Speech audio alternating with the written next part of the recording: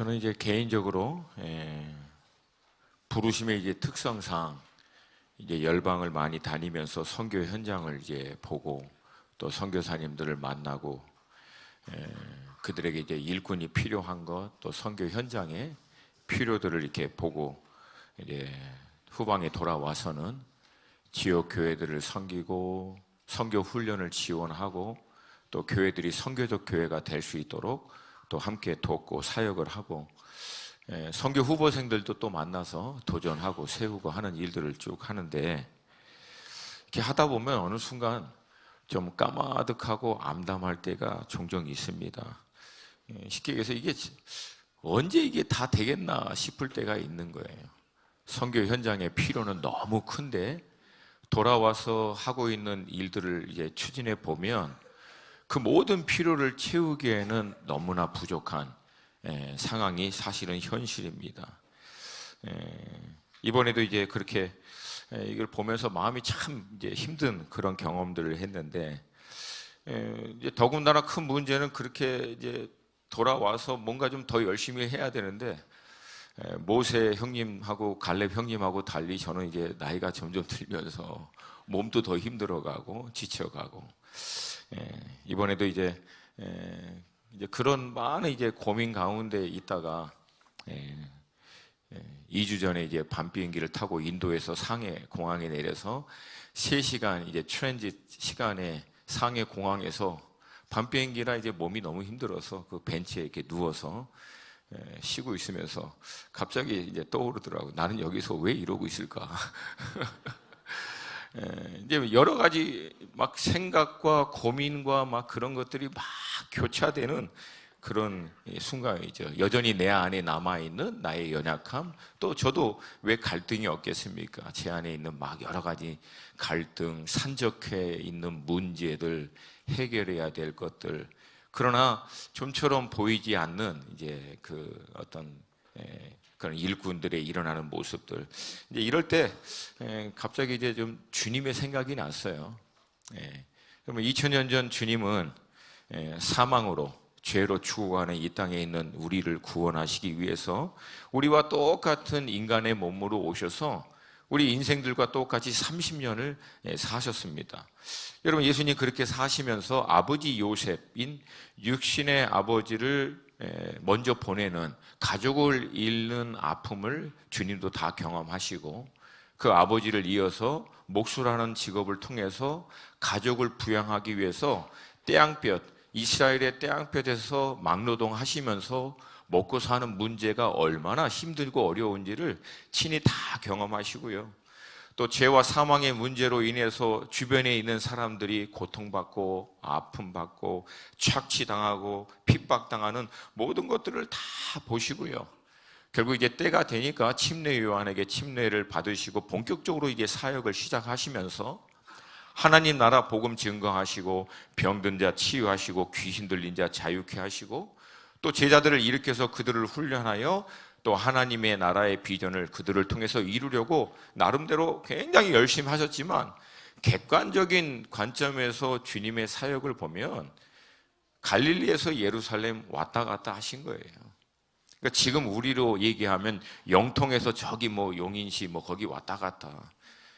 근데 주님이 감당해야 할 열방과 민족과 나라와 족속은 사실은 까마득한 거예요. 더구나 3년 반을 꼬박 훈련했던 제자들의 상태를 보니까 더 기가 막힌 거예요. 인자가 이제 십자가의 고난을 받아서 아버지께로 간다라고 얘기가 끝나자마자 누가 넘버 2냐, 넘버 3냐 그거 놓고 싸우고 있는 제자들을 볼 때 주님의 마음이 어떻겠어요? 그리고 더구나 당시의 시대적인 상황은 인류 역사 가운데 가장 강력했던 로마라고 하는 나라가 그냥 이스라엘을 딱 잡고 있어서 인간적인 관점에서 볼 때는 이건 여러분 소망이 보이지 않습니다. 어떻게 이 나라가 회복돼서 모든 나라 가운데 하나님의 나라로 온전히 회복되어 설 것인가? 이게 사실은 사람의 관점으로는 까마득하고 불가능한 일이죠. 더구나 그 나라로부터 시작해서 땅끝까지, 여러분 그 땅끝 가운데 하나인 대한민국은 그때 삼국시대였습니다. 그래서 그 박혁거세는 아래서 태어났다라고 믿고 있는, 그러니까 다른 나라는 오죽했겠어요. 그러니까 그런 미신과 우상 숭배와 어떻게 보면 미개한 그런 시대적 상황이 사실은 그때 배경이거든요. 근데 여러분, 어떻게 보면 우리보다도 더 암담하고 답답한 상황 가운데 계신 예수님께서 우리가 잘 보면요, 사복음서 안에서 주님 안의 모습에는 이런 암담한 모습, 답답한 모습, 어떤 이런 딜레마, 고민하고 있는 모습이 이상하리만치 보이지 않습니다. 첫 번째, 주님이 그런 시대적인 어떤 어려움, 인생들의 고통을 무관심해서 그러지 않다는 것은 우리 잘 알고 있고요. 두 번째, 포기한 것은 더더욱 아닌 것을 알고 있습니다. 그분은 어떻게 현실이라고 하는, 상황이라고 하는 이 답답한 문제와 한계, 이 모든 것들을 이겨내시고 자유하셨을까?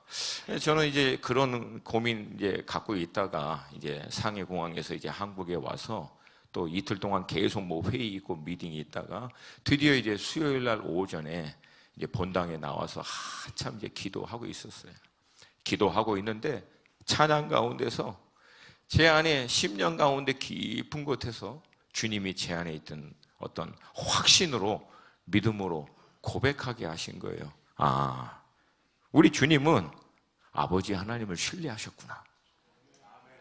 아버지께서 함께 하심을, 그리고 그 아버지 하나님이 함께 하시면 승리하신다라고 하는 것을 알고 계셨구나. 그러니까 땅에 있는 암담한 현실과 어려움에 눌러서 그 딜레마에 빠져서 고민하는 게 아니라 땅에 있는 모든 것들을 여전히 초월하시고 주관하시고 다스리시는 하나님 아버지를 바라보시고 승리하실 것에 대한 확신을 가지셨구나. 이 생각이 딱 나는 거예요. 그러면서 떠오른 성경 말씀이 있어요. 우리 같이 한번 좀 읽겠습니다. 요한복음 16장 32절 33절. 우리 선포하는 마음으로 같이 읽습니다. 시작. 보라,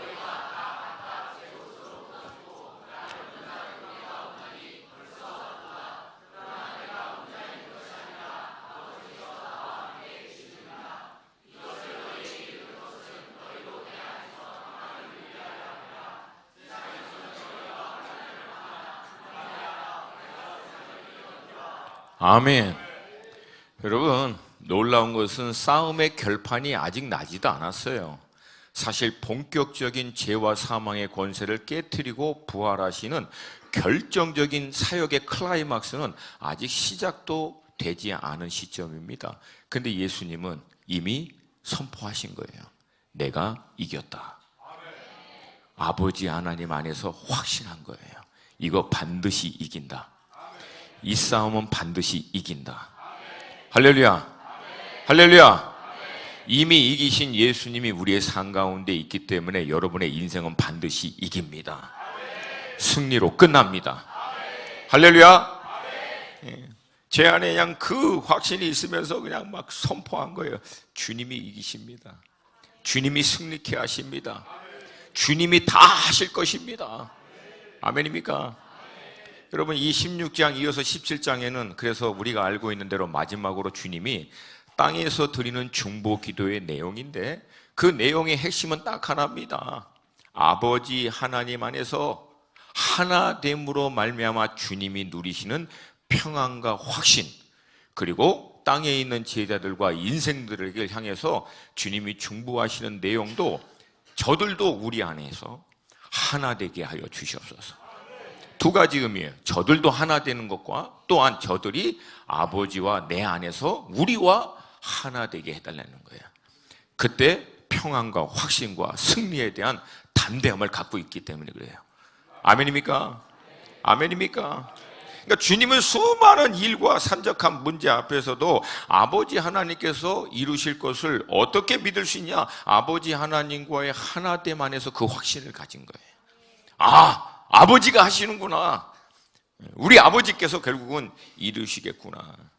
그래서 여러분, 그리스도인들의 모든 믿음의 확신과 승리에 대한 확신은 예수님이 아버지 하나님 안에서 확신한 것처럼 우리가 주님 안에 있을 때 이 확신과 담대함이 있는 줄로 믿습니다. 할렐루야. 그러니까 여러분, 우리의 한계, 우리의 문제, 우리의 연약함, 우리가 도저히 어쩔 수 없는 어떤 그런 어려움은요, 우리로 하여금 땅에 빼앗겨 있는 우리의 마음과 생각, 시선을 아버지 하나님께로 돌리라고 하는 사인인 줄로 믿습니다. 사인인 줄로 믿습니다. 그래서 여러분, 그리스도인들에게 있어서 중요한 영성은 비록 발은 땅에 딛고 있지만 땅에 눈에 보이는 것에 마음과 생각이 빼앗기면 절대 안 됩니다. 발은 땅에 디뎌서 우리의 믿음의 모든 말과 행동이 땅에 있는 문화와 언어와 삶의 실제적인 방식으로 나타나야 되는 것은 맞지만 우리의 마음과 생각과 시선은 하나님께 고정되어 있어야 된다. 할렐루야! 할렐루야! 그래야 땅을 이깁니다. 땅의 원리를 그래야 돌파합니다. 그래야 땅의 한계를 돌파하게 될 줄로 믿습니다. 이 예수님 다음으로 우리에게 귀한 영적인 모델이 되시는 분이 바로 사도 바울입니다. 뭐 저한테는 큰 형님이시죠. 하여튼 제가 너무나 제가 천국 가면 제가 제일 먼저 만나고 싶은 분이 이 두 분이 있는데 한 분은 여호수아고 한 분은 바울이에요. 저랑 성미가 맞아요. 이게 맞아. 막 땅을 정복하고 할렐루야. 그래서 참고로 지난주는 짧았지만 오늘 좀 길 수 있어요. 여러분, 이 사도 바울은 28살 때까지는 율법의 전문가였습니다. 당대의 석좌 교수 같은 가말리알 문화 안에서 어마어마한 교육을 받았고요. 헬라와 유대 문화 이 둘 다의 전문가였습니다. 그러니까 대단한 사람이죠. 지금으로 표현한다면 우리 1.5세, 2세인데 미국이나 한국의 모든 문화와 교육 여기에 전통에서 양쪽을 바삭하게 아는 사람이에요. 대단한 사람이죠. 이 사람은 율법의 의의를 이루기 위해서 대제사장에게 공문을 받아서 다메섹까지 쫓아가서 율법을 대적하고 있는 하나님의 의의 법을 이게 훼손하고 있는 크리스찬들을 핍박하기 위해서 거기까지 쫓아가다가 결국 거기서 예수님 만납니다. 할렐루야. 할렐루야. 그리고 바로 다음 날부터 거기 다메섹에서부터 바로 그 예수가 우리가 그토록 기다렸다라고 하는 메시아라고 선포하고 그리고 곧바로 어디로 가냐면은 아라비아로 들어가서 3년을 머뭅니다. 역사학자나 또 제가 보는 관점에서는 예수 그리스도 안에서 이 복음 안에서 그동안 자신이 믿어왔던 알고 있었던 율법을 정리하는 시간을 갖지 않았을까 추정합니다. 그 3년 후에 다시금 다메섹에 와서 복음 증거하고 핍박 때문에 광주리에 매달려서 도망해서 예루살렘에 가서 거기서 사도인 베드로하고 야고보를 잠깐 만나고 그 다음에는 자기의 고향인 다소로 갑니다. 그리고 거기서 8년을 머뭅니다. 사도 바울이 어떤 인물인지를 대충 우리가 읽으면 다소에서 8년을 조용히 은거하는 사도 바울, 이거는 어마어마한 내공입니다. 여러분, 이분은 그렇게 할 수 있는 분이 사실은 아니에요. 근데 하나님의 때가 올 때까지 그냥 8년을 거기서 머무는 거예요. 그냥 아예 그냥 말씀으로 주님과의 친밀한 가운데서 자신이 완전히 쪄들 때까지 버틴 거예요. 할렐루야. 근데 때가 되니까 하나님이 바나바를 통해서 고향 다소에 있는 바울을 불러내서 안디옥 교회에서 처음으로 사역을 시작하게 하고 이 안디옥 교회 리더십들이 기도와 금식하는 가운데 성령님의 음성을 듣고 바나바와 바울을 따로 세워서 이방 선교를 위하여 이들을 파송해서 1차, 2차, 3차 전도를 하고 3차 전도가 끝날 때쯤 자신 안에 신변의 위협을 갖고 있는 것을 뻔히 알고도 예루살렘을 향해서 들어갑니다. 그때 사도 바울이 사명 선언문을 하죠. 나의 달려갈 길과 주 예수께 받은 사명, 곧 하나님의 은혜의 복음을 증거하는 일을 위해서는 내 생명을 조금 더 귀한 것으로 여기지 아니하노라. 할렐루야. 이 선포하고 예루살렘에 들어갑니다. 그리고 결국 거기서 결박을 당해서 2년을 끌려다녀요. 2년을. 근데 여러분, 놀라운 것은 그 2년이 질질 끌려다니면서 불필요한 재판과 어려움을 다 겪는 것 같지만 아나니아를 통해서 사도 바울에게 하나님이 주신 말씀대로 높은 자, 왕들, 권세자들에게 그 재판 가운데서 다 복음을 선포하는 것을 하나님이 하도록 하신 거예요. 할렐루야. 그러니까 여러분, 하나님의 섭리, 인도하심 안에 있는 사람들에게는 낭비가 절대 없어요. 결국은 그리고 로마로 압송돼서 가택연금을 당하지만 자신을 찾아오는 사람들에게, 물론 아쉽죠. 로마 한복판에서 선포해도 그냥 속이 안 시원할 사도 바울의 기질로 볼 때 가택연금에서 몇 명씩 이렇게 오는 사람들에게 복음을 나누는 것은 힘들 수도 있지만 그는 꾸준히 그 일을 행합니다. 그리고 중간에 잠깐 풀려나죠. 그리고 풀려났다가 네로 치세 때에 그 대화제 사건, 로마 대화제 사건을 통해서 다시금 로마 감옥에 갇히고, 그때 사도 바울은 비로소 자신이 이제 얼마 안 남았다라고 하는 것을 감지하고 자기의 영적인 아들인 디모데에게 마지막 서신서 2개 써요. 디모데 전서와 디모데 후서. 그리고 오늘 우리가 좀 주목해서 볼 이 디모데 후서는 거의 사도 바울이 하나님의 부르심을 받기 전에 영적인 아들에게 마지막으로 도전하고자 준 서신서입니다. 우리 오늘 본문 같이 한번 좀 읽어보겠습니다. 디모데 후서 2장 1절부터 8절. 우리 한 목소리로 같이 읽습니다. 시작. 내 아들아, 그러므로 너는 그리스도 예수 안에 있는 은혜 가운데서 강하고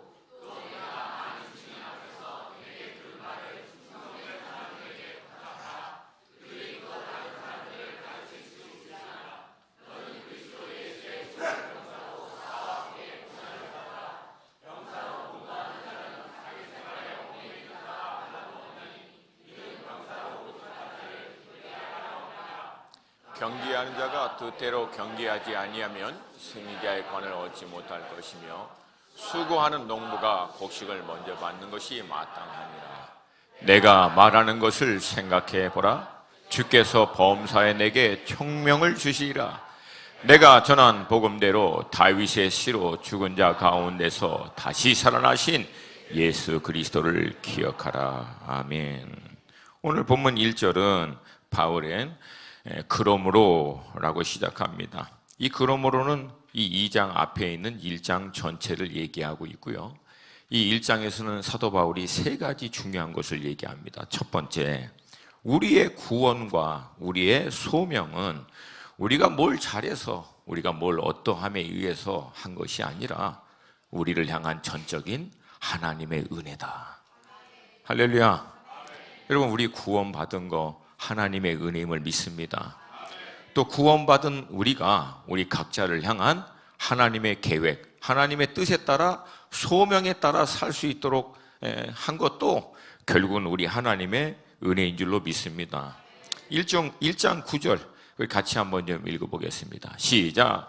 하나님이 우리를 구원하사 거룩하신 소명으로 부르심은 우리의 행위대로 하심이 아니요 오직 자기의 뜻과 영원전부터 그리스도 예수 안에 우리에게 주신 은혜대로 하심이라. 할렐루야. 하나님의 뜻과 우리를 향한 은혜, 그러니까 받을 자격이 없는데도 일방적으로 주시고자 하시는 분이 기뻐해서 주시는 그 은혜, 그것으로 말미암아 우리가 구원받고 구원받은 하나님의 자녀답게 또 소명을 쫓아 살 수 있게 됨을 믿습니다. 그리고 이어서 사도 바울은 이 소명을 쫓아 살 때 때때로 우리가 감옥에 갇히기도 하고 고난도 당하고 죽음의 문제도 직면하지만 그러나 여전히 이 모든 것 가운데서 하나님이 우리를 붙들어 주실 것이다라고 선포합니다. 12절 말씀이에요. 같이 읽습니다. 시작. 이로 말미암아 내가 또 이 고난을 받되 부끄러워하지 아니함은 내가 믿는 자를 내가 알고 또한 내가 의탁한 것을 그날까지 그가 능히 지키실 줄을 확신합니다. 여러분, 이 구절에서 제가 정말 부러운 게 있어요. 그게 뭐냐면 내가 믿는 자를 내가 알고, 그러니까 사도 바울은 자신이 믿고 있는 주님을 안다라고 확신에 차서 얘기합니다. I know my Lord. 나는 내가 믿는 주님을 나는 내가 알아. 여러분, 이게 우리한테 중요해요. 이게 흔들릴 때 우리가 세상으로부터 흔들리는 거지. 이것만 분명하면 어떤 문제와 위기와 어려움이 와도 우리 안 흔들립니다. 왜? 모든 상황에서도 나는 우리 주님 알아. 주님은 결국은 모든 것을 합력해서 선을 이뤄내실 거야.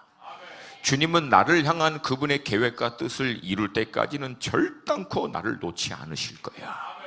그분 반드시 도우시고 역사해 주실 거야. 이게 그로 하여금 담대하고 확신 있게 하는 거예요. 그래서 사도 바울이 계속 얘기하는 거예요. 그리스도 예수를 알아가는 데서 자라가라고. 그리스도 예수를 아는 것이 가장 고상한 지식이라고. 할렐루야. 할렐루야. 저는 우리가 주님을 더 알기를 원합니다. 주님을 더 알기를 원합니다. 예. 이론과 지식, 인포메이션이 아니에요. 그거는 우리를 절대 지켜주지 못합니다.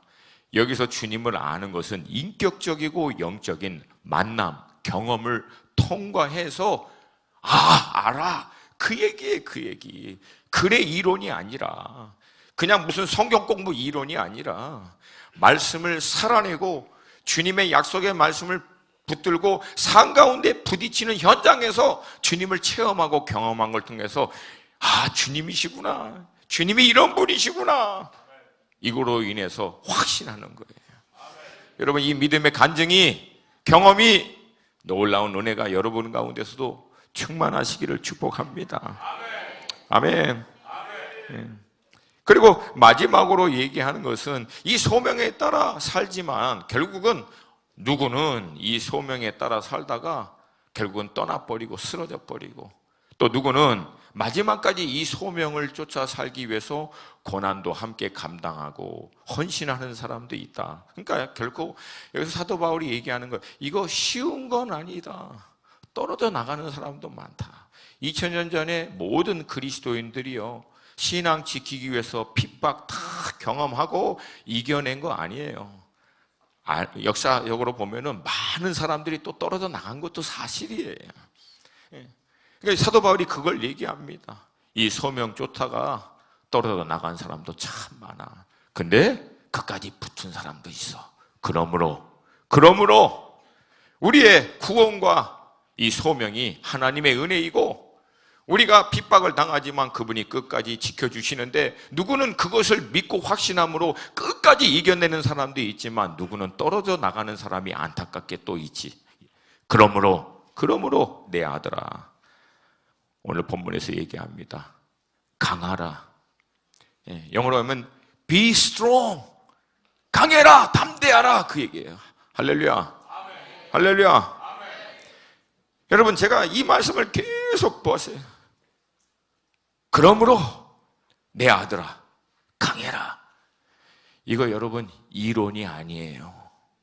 성경이 그렇게 얘기하더라, 힘내라, 그 얘기가 아니에요. 이거는 여러분 쉽게 얘기해서 영적으로 산전, 수전, 공중전, 해상전, 맞나요? 해상전? 그렇게 얘기합니까? 수중전? 하여튼 온갖 종류의 영적인 경험들을 다 통과한 영적인 백전노장인 스승이 자기의 영적인 아들에게 삶을 통해서 경험해서 내린 결론으로 딱 얘기하는 거예요. 내가 다 경험해 봤는데 담대해, 강해. 저희식 표현으로 하면은 쫄지 마. 무수할 거 없어. 까짓 거, 두려워할 거 없어. 내가 다 통과해 봤는데 주님이 하셔.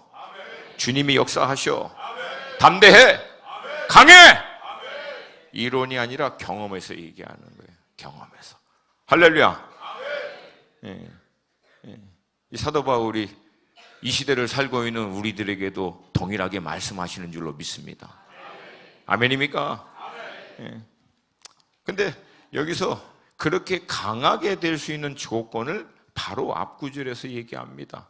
우리 한 번만 2장 1절 한 번만 더 볼게요. 2장 1절 말씀 한 번만 더 읽습니다. 시작. 내 아들아, 그러므로 너는 그리스도 예수 안에 있는 은혜 가운데서 강하고. 그냥 이를 악물고 결심해서 강해라, 버텨내라, 그 얘기가 아니에요. 그게 종교 행위지.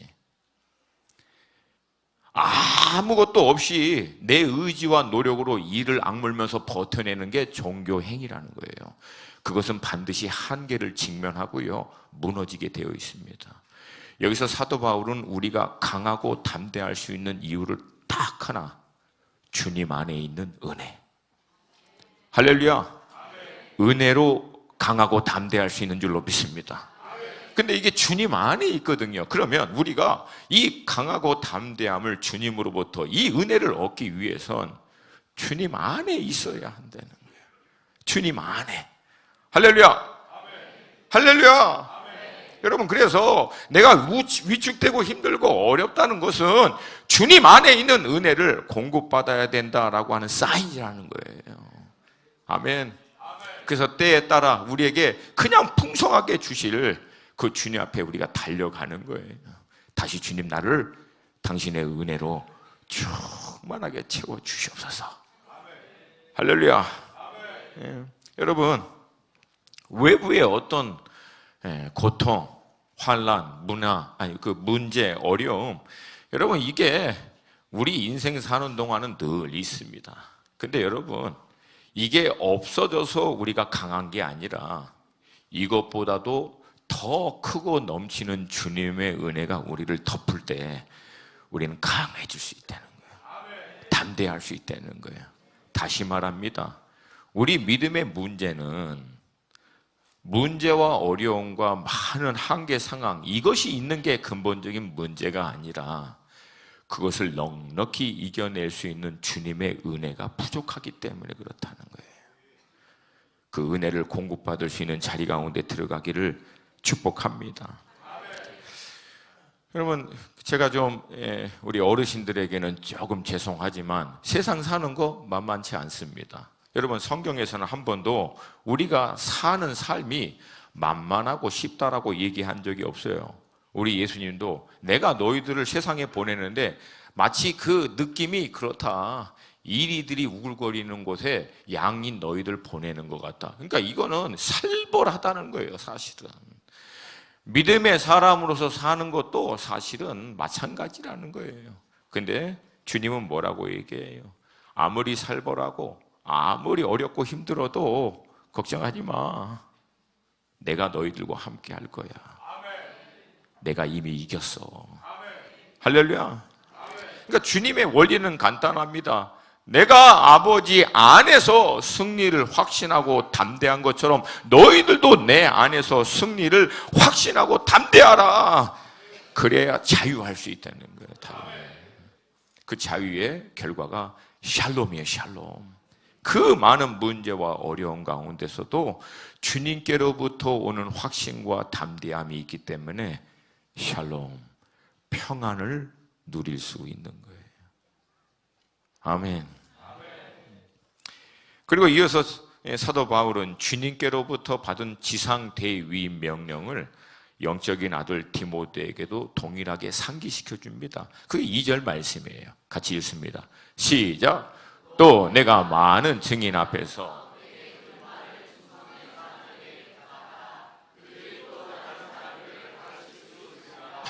아멘. 그러니까 주님의 전략은 간단합니다. 주님을 통해서 12 제자를, 또 사도들, 또 그들을 통해서 오늘 본문은 많은 증인들, 충성된 사람들, 또 다른 사람들, 이게 주님의 전략이라는 거예요.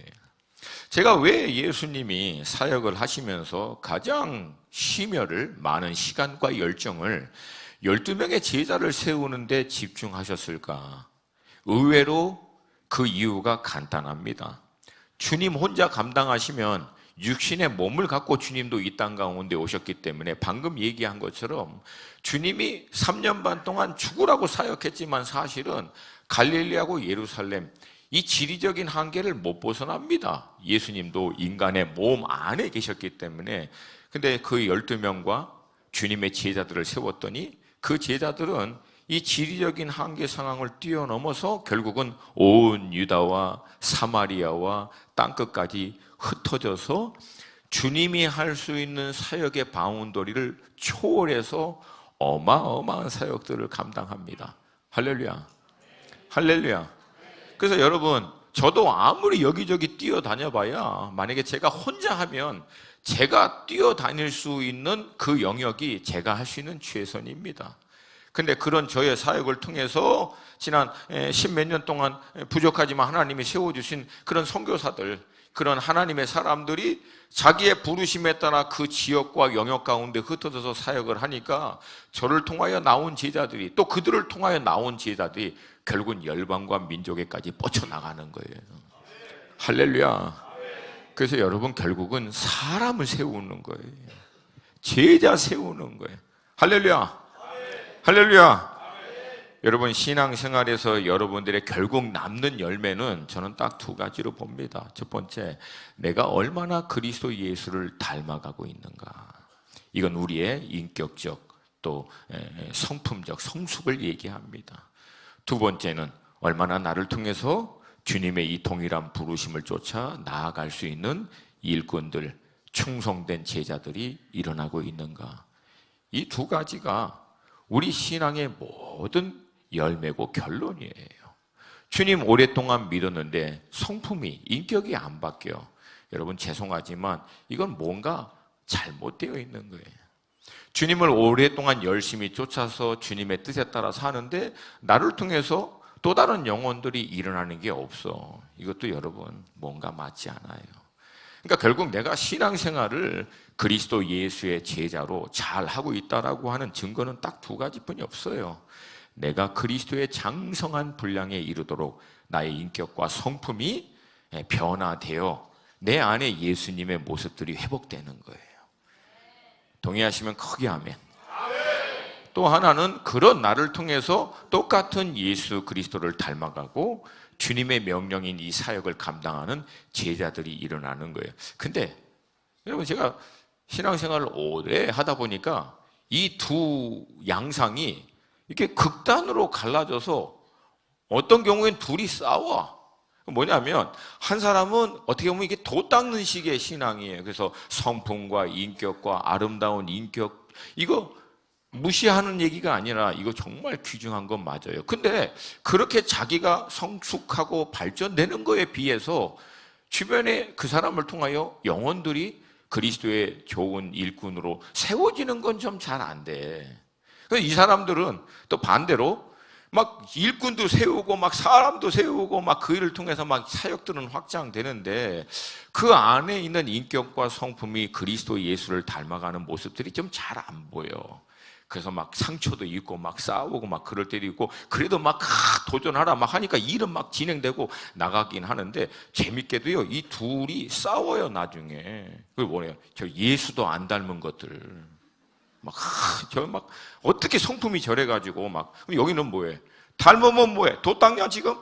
일을 해야지. 주님의 명령 감당해야지. 이게 제가 어느 날 보니까 이 두 파가 명확하게 보이더라고요. 명확하게. 이 성경에서도 비슷한 이해가 나오죠. 마리아와 마르다파. 근데 여러분, 온전한 신앙은 이 둘 다를 균형 있게 이루는 거예요. 할렐루야. 굳이 설명을 드리자면 내가 그리스도 예수의 성품과 인격으로 변화되는 만큼 그런 제자들이 일어날 때, 그렇게 변화된 나를 통해서 아울러 동일한 부르심에 헌신하는 제자들이 일어날 때 가장 건강합니다. 아멘입니까? 아멘입니까? 예, 저는 우리가 이 주님의 말씀처럼 우리 자신도 변화되고 또 그런 일꾼들도 세워낼 수 있기를 도전드립니다. 제가 늘 하는 얘기예요. 평생 살아서 그리스도 예수를 닮아가는 사람 한 명 딱 세우면 전문용어로 본전이에요. 본전치기 한 거예요. 두 명이면 전문용어로 더블. 세 명이면 따따블 아니지 아직은. 따따블이 이건 트리플이라고 그래요. 트리플. 3배. 그리고 4명이면 그때 따따블. 할렐루야. 할렐루야. 저는 여러분들이 거룩한 어떤 욕심, 그리고 거룩한 고를 좀 세웠으면 좋겠어요. 내 신앙을 통해서. 여러분, 교회 안이 아니라 교회는 훈련 장소다. 믿음으로 선포하겠습니다. 교회는 훈련 장소다. 신앙의 실제가 진행되는 곳은 교회 바깥의 세상입니다. 여기서는 어떻게 다른 지체들과 함께 성숙하고 훈련되고 빚어지고 하나님의 일을 어떻게 하는 것인가를 훈련하고 경험하고 평가하고 더 성숙해지는 그런 장이에요. 그러나 결국은 우리의 신앙의 성패는 세상에서 보여줘야 돼요. 아멘입니까? 그래서 여러분, 저는 도전하기를 여러분이 있는 직장, 또 삶의 그 자리, 그리고 비즈니스가 진행되고 있는 그 현장에서 한 명 나 만든다. 한 명. 2명 만든다. 4명 만든다. 여러분, 이 거룩한 좀 고를 가지시고 세워낼 수 있기를 주님의 이름으로 축복합니다. 사도 바울은 이 충성된 제자를 세우는데 어떤 원리를 우리들에게 얘기합니다. 가장 먼저는 정신적인 무장에 대한 원리예요. 그게 3절입니다. 3절 말씀 같이 한번 볼게요. 시작. 너는 그리스도 예수의 좋은 병사로 나와 함께 고난을 받으라. 아멘. 물론 그리스도 예수의 좋은 병사, 이 단어가 참 중요하지만 사실 이 구절에서 제가 더 마음이 찡한 게 이거예요. 영어로 보면 with me 그렇게 나와요. 나와 함께, 나와 함께.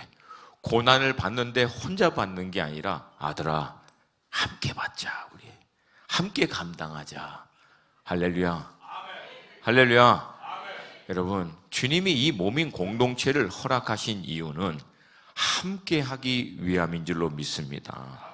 주님이 이 교회에게 허락하신 비전, 그 부르심에 따라 나아갈 때 함께 고난도 당하고 함께 어려움도 경험하고 함께 승리도 맛보고 함께 하나님이 행하신 일들도 보게 되고 함께 하는 거예요. 할렐루야. 할렐루야. 함께 하는 거예요. 함께. 여러분, 이게 얼마나 우리로 하여금 마음이 든든하게 합니까? 아, 우리 함께 하는구나. 할렐루야. 우리 셀 모임 안에서 여러분들이 이거를 늘 서로에게 상기시켜 주는 거예요. 기억하는 거예요. 우리는 홀로 외딴 성과 같이 그냥 신앙생활 하듯 어떤 도 닦듯이 신앙생활 하는 게 아니라 그리스도의 몸으로서 함께 하는 거다. 함께. 할렐루야. 여러분, 성경적 관점에서 신앙생활을 제일 어리석게 하는 사람이 뭐냐면 그냥 나 예수 잘 믿고 내가 그냥 규모 있게 내가 생각하고 내가 갖고 있는 기준에 의해서 내가 신앙생활 잘하면 된다라고 생각하는 분들. 가장 본질적이고요. 가장 큰 축복을 다 놓쳐버립니다. 여러분, 성경 말씀의 90% 이상이 개인에게 준 게 아니라 공동체에게 주신 말씀입니다. 몸에게 주신 말씀이에요. 근데 이제 이 현대가 너무나 개인주의가 발전하다 보니까 하나님의 말씀을 읽고 해석하고 적용하는 부분에도 개인적인 적용과 해석에서 대부분 끝나요. 근데 여러분, 신앙의 결정체 마지막 열매는 몸입니다. 아닌가? 다시 한번. 몸입니다. 그래서 요한계시록 마지막 말씀에 뭐라 그래요? 성령이 교회에게 하시는 음성을 들을지어다. 교회인 몸에게 말씀하신다는 거예요. 할렐루야. 할렐루야. 그래서 저는 여러분이 만약에 나는 수원 하나 교회 식구다. 저는 이 수원 하나 교회의 지체다. 그러면 정신무장을 딱 하셔야 돼요. 이건 제가 하고 있는 거예요. 물론 하나님이 저는 언제까지 여기 계시게 하고 또 하나님의 또 시즌에 따라 저를 또 이동시킬지는 몰라요. 그러나 제가 여기에 몸이 있고 하나님께서 저에게 협동 목사라고 하는 직분을 여기에 준 이상 저는 딱 한 가지. 살아도 함께 살고 죽어도 같이 죽는다. 아멘입니까? 그러니까 여러분들이 언제 내가 이 몸인 교회의 한 지체로서의 정체성 확신을 갖게 되냐면 나는 이 교회와 함께 살고 이 교회와 함께 죽는다. 이게 딱 되어 있으면 여러분 교회를 향한 사랑, 교회를 향한 열정, 어떤 헌신에 대한 이게요 완전히 달라집니다. 완전히. 아멘. 그래서 이 교회 무너지면 나도 무너진다, 안 무너진다? 나 그냥 튀면 돼. 그 사람은 아직 수원하나교회 멤버가 아니에요. 지체가 아니라는 거예요. 이거 무너지면 나도 무너진다. 아이고 주여, 다시 한번 우리 몸된 교회 무너지면 나도 무너진다. 우리 몸된 교회가 승리하면 나는 함께 승리한다. 돌파하면 함께 돌파한다. 은혜를 맛보면 같이 맛본다. 고난을 통과해야 하면 같이 통과한다. 그때 여러분 사단이 교회를 못 칩니다. 왜? 이건 딱 하나로 되어 있거든. 왜? 한 명만 건들면, 제가 그 원리 얘기했죠. 교회가 하나 되면 왜 무서우냐면 사단이 교회가 하나 될 때는 그 교회에 있는, 속해 있는 지체 한 명을 함부로 못 쳐요. 왜? 그 한 명 건들면 떼거지로 다 덤비니까. 할렐루야. 할렐루야. 근데 같이 있는 것 같을 때 실상은 마음과 생각이 다 따로따로야. 다 칩니다. 다 쳐버려요. 그런 거. 여러분 함께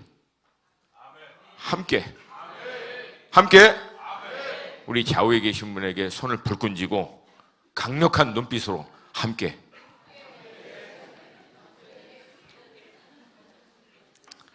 할렐루야.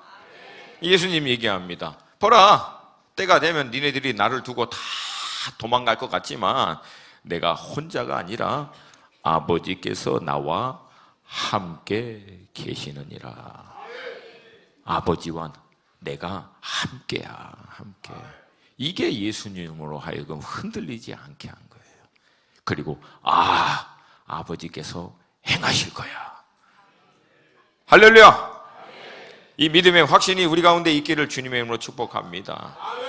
그리고 이어서 실제적인 좋은 병사로서 이 소명에 따라 살아갈 때 우리가 좀 지켜야 할 원칙을 몇 가지를 얘기해 줍니다. 가장 먼저 4절이에요. 4절. 함께 읽습니다. 4절, 5절, 6절 같이 먼저 읽게요. 시작. 좋은 병사로 복무하는 자는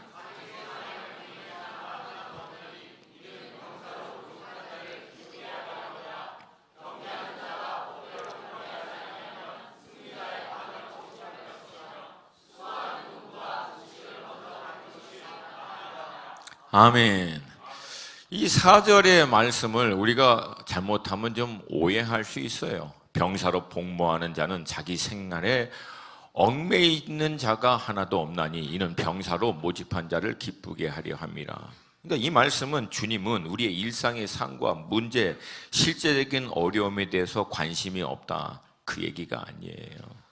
이 4절의 말씀의 포인트는, 핵심은 우선순위라는 거예요. 우선순위.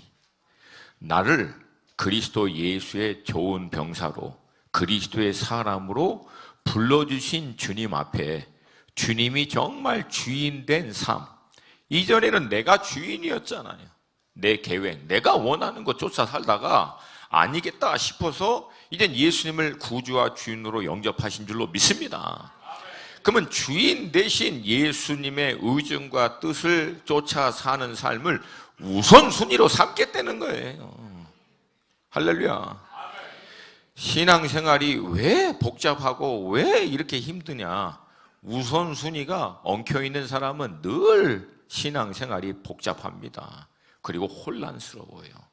근데 우선순위가 정렬이 딱 되면 신앙생활은 굉장히 간단합니다. 할렐루야. 나중에 한번 그 리차드 파스터의 그 심플러스리, 단순함의 신앙, 그런 책이 있어요. 물론 단순함에 이르기까지는 많은 복잡한 과정들을 우리는 다 갈등하고 혼란스러워하면서 겪습니다.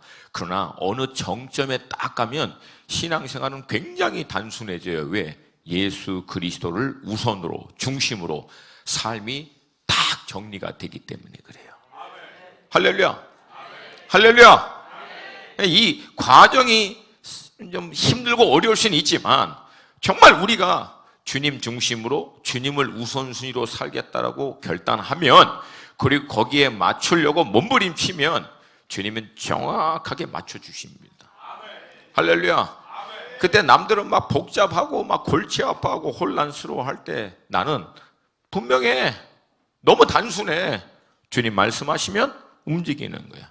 말씀 안 하시면 안 움직이는 거야. 주님 말씀하시면 이거 할 수 있나 없나 계산 안 합니다. 주님 말씀하시면 그냥 순종하는 거예요. 할렐루야. 그러면 주님이 역사하시는 거고. 아멘입니까? 나는 내게 허락하신 삶의 분복, 자리, 역할 안에서 내 전문적인 영역 안에서 내가 할 수 있는 한 최선을 다하여 노력하지만 그 모든 것의 결국 결정은 주님이 하신다. 매 순간마다 주님 의지하고 주님이라면 어떻게 하셨을까? 주님이 무엇을 원하실까? 주님이 어떤 것을 이 가운데 행하기를 원하시는가? 이 우선순위를 둘 때 주님은 나머지 우리 것을 알아서 챙겨주시는 분이신 줄로 믿습니다. 두 번째는 같이 한 번만 더 읽겠습니다. 시작. 경기하는 자가 법대로 경기하지 아니하면 승리자의 관을 얻지 못할 것이라. 아멘. 그러니까 주님의 좋은 병사로 부르심을 쫓아 살기 위해서는 법대로 해야 한다라고 하는 거예요. 그러니까 어떤 골, 어떤 목표, 어떤 비전과 사명 이걸 딱 두고 그것을 결국은 끝내고 완성시키는 거 굉장히 중요합니다. 그러나 여러분, 기독교는요, 성경적 관점에서 더 중요한 것은 그것을 이루어가는 과정이에요. 그것을 어떻게 이루어가고 있느냐. 그러니까 특별히 저 같은 사람들에게는 이 말씀이 쉽진 않습니다. 이론적으로는 간단해도. 왜? 저 같은 사람들은 이 목표 지향적인 사람. 뭐 하나 딱 설정되어 있으면 아무것도 안 보이고 이것만 보이는 사람. 이런 기질이 강하잖아요. 그러니까 이것만 그냥 끝내기 위해서 목숨 걸고 다 끝냈더니 주변에 아무도 없어. 막 이렇게 돼버리는 그런 기질이 강하죠. 근데 성경에서는 그렇게 얘기하고 있지 않습니다. 그 경주를 끝내는 거 중요하다. 그러나 끝낼 때 법대로 해야 한다는 거예요. 룰에 따라서 해야 한다는 거예요. 주님의 룰. 아멘입니까? 그거 끝내고 이루기 위해서 막 시기하고 막 그냥 다투고 경쟁하고 막 뺏고 이렇게 하면은 승리의 관을 얻는다, 못 얻는다? 못 얻는다는 거예요. 오히려 그것을 이루는 과정 가운데 부정이 아니라 의의를 추구하고 시기가 아니라 사랑으로, 경쟁이 아니라 배려로, 악의가 아니라 오히려 존중함으로 그 일을 이루어 갈 때 더디 가는 것 같지만 오히려 그게 훨씬 빠르다라고 하는 거예요. 할렐루야. 저는 가끔가다 그런 좀 상상은 해봐요. 제가 좋은 의도로 열심히 잘 하는데 좀 부족해. 그래도 어떻게든지 주님이 기뻐하는 모습으로 하려고 배려하고 양보하고 좀 천천히 가더라도 다른 사람 세우고 하면은 나중엔 주님이 오죽 답답하시겠으면 또 하게끔 이렇게 인도해 주시지 않을까. 근데 그분은 천년이 하루 같은 분이죠. 할렐루야. 할렐루야. 아멘. 너무 답답해. 양보하고 배려하고 그냥 먼저 하세요. 아유 그냥 당신이 잘 됐으면 하고 막 속이 주변도 답답해. 그러면 주님은 오죽하겠냐는 얘기. 여러분 오히려 주님은 그런 사람들을 들어서 움직이십니다. 할렐루야. 저는 이 주님의 반전을 믿어요. 그렇지? 여러분 제가 멍청해서 이렇게 사는 게 아니에요. 저 똑똑하게 생겼잖아요, 나름. 근데 제가 믿는 게 있어요. 믿는 게 주님을 믿어요. 주님을. 여러분 우리 신앙생활 하는 거는 깊은 영적인 어떤 인사이트, 통찰력을 요구하는 게 아니에요. 사실은 상식적으로만 하면 돼. 여러분 하나님 살아 계십니다. 근데 그 하나님이 보고 계시잖아. 내 마음의 태도, 동기 모든 거 다 아세요. 그러면 그렇게 하는 자를 하나님이 내버려 두시겠냐는 얘기예요. 근데 외관성으로는 뭐 잘하고 막 대단한 것 같지만 여전히 그 속 안에는 시기가 있고 막 질투가 있고 막 자기 이뤄내려고 막 바둥바둥거리면 그리고 나서 막 주님 역사해 주실 것을 믿습니다. 그러면 주님이 역사해 주시겠냐고. 따뜻한 터치로 그냥 역사? 아나 역사. 여러분 상식적으로 생각해요. 내가 하나님이라면 누구에게 은총을 부어주실 것 같으세요? 하나님의 은총을 받을 수밖에 없는 삶을 사세요. 조금 미련하게, 조금은 손해보고, 조금은 좀 더디 가더라도. 할렐루야. 할렐루야. 마지막 세 번째 원칙입니다. 6절 말씀 시작. 수고하는 농부가 곡식을 먼저 받는 것이 마땅하니라. 아멘입니까? 아멘입니까? 저는 제가 30대 초반에 이거를 하나님하고 결판을 낸 거예요. 결판. 요거 딱 하나님하고 결판 낸 거예요. 나는 주님의 일하고 주님은 저와 우리 가정을 먹여 살려 주십니다. 이거 주님하고 계약서에 도장 딱 찍은 거예요. 그러고 나서 근데 주님, 우리 중에 누구라도 계약을 위반하면 이건 계약 파악입니다. 내가 만약에 열심히 주님 위해서 일을 했는데 양식이 안 채워지면 저는 다음날 곧바로 망치 들고 나가서 일합니다. 이거 안 합니다. 그리고 간증하고 다닐 거예요. 먼저 그의 나라와 그의 의를 구했더니 이 모든 것을 안 해줄 때도 있더라. 주님 그렇게 안 하실 때도 있더라. 이제 그 얘기야. 근데 지금까지 우리 양자 어느도 계약 아직 파기 안 하셨어. 할렐루야. 할렐루야. 여러분 주님 반드시 채워주세요. 물론 주님이 우리의 연약함과 부족함을 알기 때문에 훈련의 과정으로 때로는 좀 힘들고 어려운 것을 통과하도록 하십니다. 저도 이 재정훈련 2년 받았어요. 그때 새벽이 우리 첫째 태어날 때부터 2년 받은 거예요. 애 태어날 때부터. 그때 제가 단체를 세웠거든요. 근데 2년은 혹독하게 훈련받았습니다. 근데 그 2년이 딱 끝나고 난 다음엔 어떻게 해요? 그 다음부터는 더 이상 뭐 필요하다라고 기도하지 않아요. 물론 이제 제 거는 기도하지 않고 이제 다른 이제 열방에 이제 필요한 것들을 요청할 때는 있지만, 그러니까 하나님은 우리를 아세요. 아멘입니까? 아멘입니까? 그래서 우리를 향한 가장 좋은 방법으로 채워주시고 인도해 주시는 분이신 줄로 믿습니다. 근데 여러분 사도 바울이 7절의 마지막으로 이렇게 얘기합니다. 이것들을 생각하라고, 이것들을 기억하라고. 7절 함께 읽습니다. 시작. 구하러 온 메시아를 니네 손으로 내가 끝내버렸어. 완전히 끝난 거죠 이거.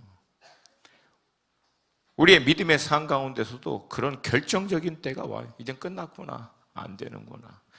도저히 어떻게 안 되겠구나. 그럴 때마다 기억하라는 거예요. 바로 다 끝났다라고 하는 그때 예수님 죄와 사망의 권세를 깨트리고 부활하셨다는 거예요. 할렐루야. 할렐루야. 다 끝났다라고 하는 그 순간 주님은 새로운 일을 시작하시는 분이시라. 아멘. 저는 막 희열이 느껴져요. 막 이런 걸 보면. 할렐루야. 아유, 제가 느끼는 것만큼 여러분들이 못 느끼는 것 같아서 안타깝긴 하지만 아멘입니까? 우리 좌우에 계신 분하고 믿음으로 선포하겠습니다. 다 끝났다라고 할 때 주님은 새롭게 역사하십니다.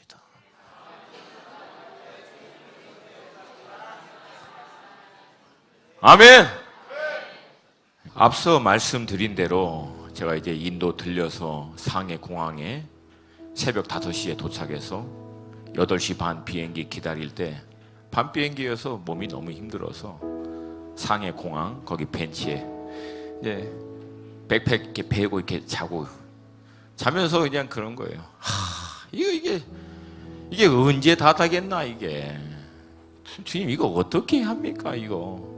더구나 이제 내 안에 있는 나의 연약함 또 부족함 도저히 어떻게 안 될 것 같은 한계 상황, 그걸 이렇게 경험하고 이제 그냥 지쳐가지고 이제 교회 와서 또 미팅 또 한 2, 3일 하고 아까 말씀드린 대로 수요일 오전에서야 이제 드디어 본당에 와서 막 기도할 때 주님이 제 안에 그 확신을 다시 한번 불붙듯 부어 주시면서